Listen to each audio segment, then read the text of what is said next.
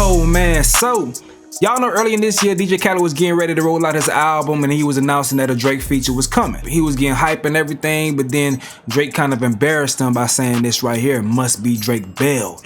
So then he basically stopped the entire damn rollout. People was like, whoa, hell nah. But of course, Drake feeling some type of way because of the lack of support that he felt during the beef with Kendrick Lamar. So Khaled sat down with Fat Joe and Jadakiss and they talked about the dynamics between his relationship with Drake and Rick Ross and X, Y, and Z. Let's tap in and see what Khaled got to say. Now, don't ask me. Let me ask you a question. With all this beef going on that was... I survived the Fat Joe 50 Cent beef. That's a big beef. Listen, Ross and 50 Cent, when they going at it. Fat Joe and 50 Cent going at it. All that. But Joe, we gonna keep it real? I'm the one out of the crew that always says, yo, we don't need that. We need to come together. We don't need that. We need love. We need positivity. And at the same time, it's not just that. We don't want to slow up the money. No. But did you try that with this nuclear bomb that went on with because I know the Sixth God was always your brother. He supported you. I love Drake. Ross is your day one. I love Ross. Future's your brother. I love What Future. did that feel like when the whole world's fighting each other? What it feel like is that I didn't get in that energy. There's two energies I'm not going to get in. Hate. Ask me a question. How do you deal with hate? Please, can you ask me? How do you deal with hate, brother? I don't. And then when you speak about all those great legends that you just talked about from Drake, my brother Future, Drake, who else you named? Ross. Those are my brothers. If you can't question my friendship. How? It's impossible. Ain't nobody like DJ Khaled. Joe, you know that. Joe, you know, take your glasses off. Let them see. You know that. I super know that. Okay, so no. What I'm saying is, when it come to me, not only I'm going to tell my brothers we got to represent love. Even when shit a lot of this shit is a misunderstanding and a lot of not communication. Yep. Okay, and that's what it be about: lack of communication and misunderstanding. When it come down to DJ Khaled, I'm the one that's going to try to fix it. I don't want no trophy. I don't want no promotion. I do a lot of shit behind the scenes. At the end of the day I love my brothers. And my brothers know that. I guarantee you they know that. That's what I'm about. So you couldn't squash this one? I would love to squash it. It's still up. First of all, I don't use the word couldn't. Everything's possible with God. Okay? And I believe in God and I roll with God. They ain't believing us. God did. And be ready for a llama God. And that's the world of God. So if it's the world of God, guess what? Oh, matter of fact, thank you guys for coming to the holy ground. This is the Khaled residence, the holy ground. You know what I'm saying? That's what it's about. Yo, Joe, take it how you want to take it. I'm about unity, peace, love. And when it comes down to music, Jada, I'm a collaborator. That's what I do. I don't rap. If I rap, it'd be a problem. Because ain't nobody going to outwork me. Jada, write all my rhymes. I start tomorrow.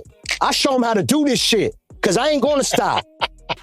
I'm just being honest. No, I know that. But there was women on the top floor. Women on the top floor. What you think I'm hot for? Every summer drop more. It's to make my stocks go up. The bands go up. See, don't play with me. Nothing can stop me, y'all. All the way up. You know what I'm saying?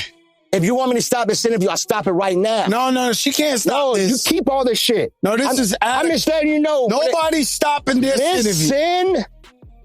Yo, I didn't say edit nothing. I just said, Jamie, if you want me to stop, you let me know. Because you got to keep going. Khaled, keep going. Yo, listen, Khaled, this is what I'm saying, right? It's the #1 show. I've been waiting for this show. Yo, not just to get on it, Pete. I've been waiting for this show, meaning as in before it existed. Khaled so damn animated, bro. I remember being a jit listening to Khaled on the radio break songs, and it's always a movie. His words, a movie, man.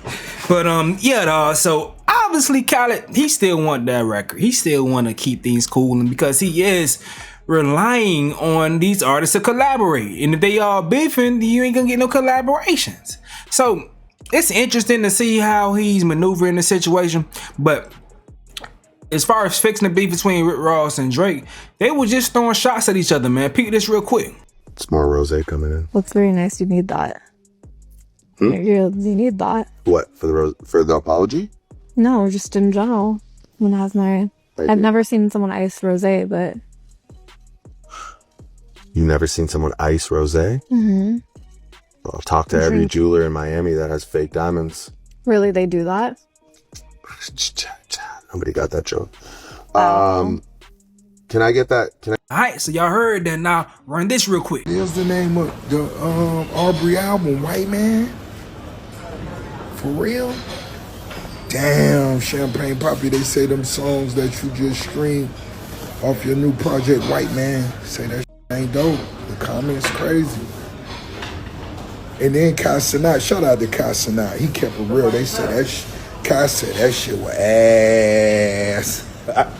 It's probably A minor. Yeah, so that was Drake on the Bobby Althar podcast, and then Rick Ross's response to Cenat trashing his rollout for Iceman, the Iceman 3 episode to be exact. So it's still smoke, it's still up there between them two, but I want to see the reactions, what people saying about this right here, what Cat had to say. This person says they talking about a lot but not saying ish. His tone of voice alone tells you all you need to know. That's always his tone of voice in my opinion. Honestly, as a black man, I see him differently. He doesn't speak up for Palestine, his own people, but he wants to give black Americans advice about love. It's all fake. Alright, Jada won't get a word in on this between these two niggas. He still ain't rescheduled his album after that Insta comment.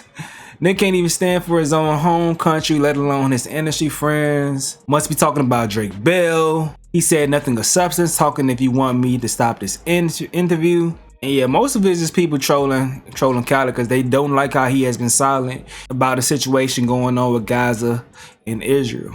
But Khaled just right there let you know he about the money. He doesn't want conflict because he wants money to flow in. So him speaking on the conflict that possibly could stop money coming from either direction, he ain't gonna do it. He ain't gonna do it. He look at himself as someone that's just always going to speak on positivity. I don't know. I'm not justifying anything. I'm just making an observation based on the way that he moves, man. And a lot of people may not like that because at some point, someone wants you to stand for something. Like, what's important to you other than just capitalism? People gonna feel that way. I'm not one of these people that always want to protest capitalism. I understand the world is the world. Capitalism exists. It is what it is. That's my position. But I'm also understanding of the other side when people want you to be more than just that. If all you have to show as a man is just your money, you're gonna come across some folks that don't respect that. Where does your values lie, you know? And it also may come across to how people feel about how you let people treat you, because Drake did embarrass him. But it is what it is.